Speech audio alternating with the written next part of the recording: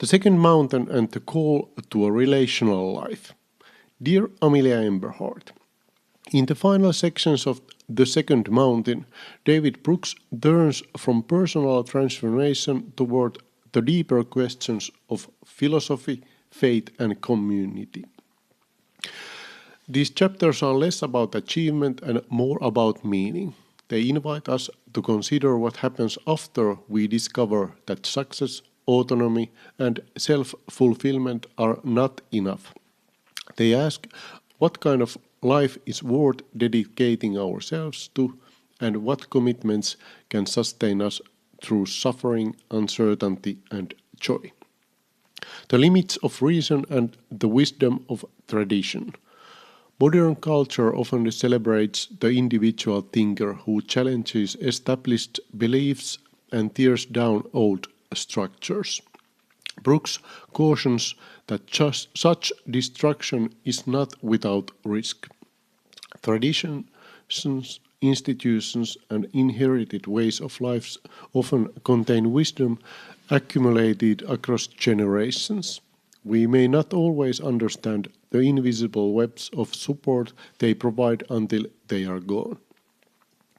Human reason is a remarkable tool, but it is not sufficient to comprehend the full complexity of reality.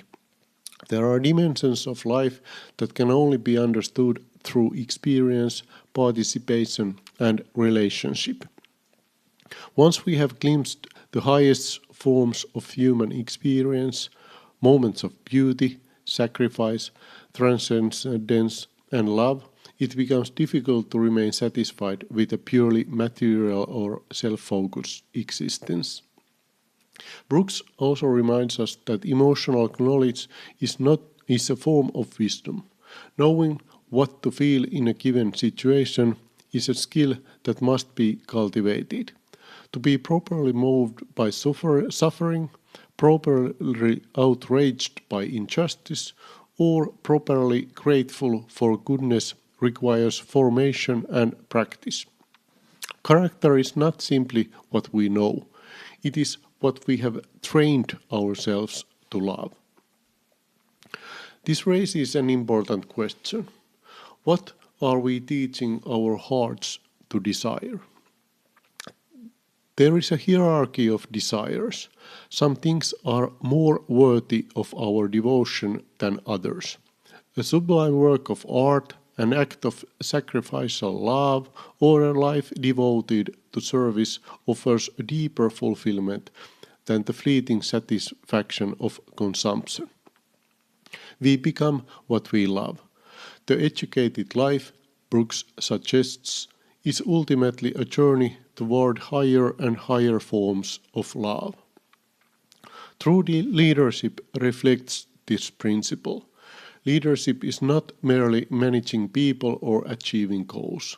It is lifting a person's vision toward higher possibilities, raising performance toward higher standards, and helping individuals become more than they believed possible. Purpose, faith, and the search for meaning. Human beings are driven by a profound need to understand why they are here. Brooks argues that purpose is one of the most powerful forces in life.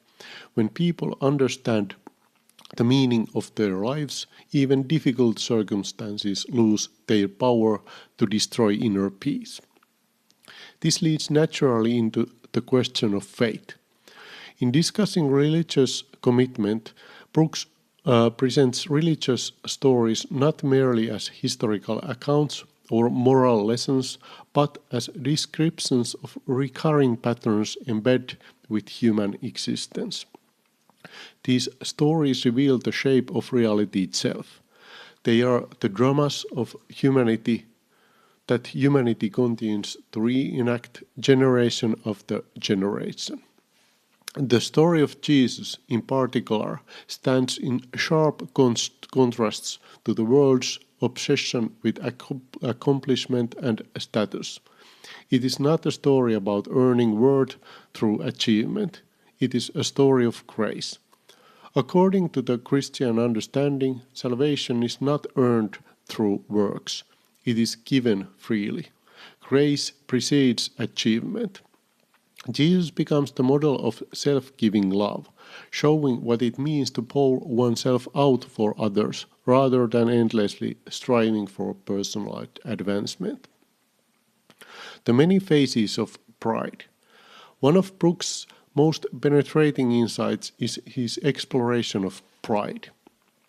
Pride is often understood narrowly, but it appears in many forms. At its core, pride is the ego's attempt to establish security through its own efforts. There is the pride of power, which believes enough influence or control will finally make us safe. There is intellectual pride, which attempts to explain away all mystery through a single ideology or system of thought. Every fanaticism, Brooks suggests, is ultimately an attempt to cover existential insecurity with certainty. There is moral pride, which judges ourselves by generous standards while judging others by demanding ones. It seeks validation through superiority. There is even religious pride, where people mistake faithfulness to religious rules for spiritual maturity and begin to think highly of themselves because of their compliance. Yet authentic faith moves in the opposite direction. When we attach ourselves to a reality greater than our comprehension, life becomes less shocking and more wondrous. Mystery no longer threatens us, instead it invades Eve.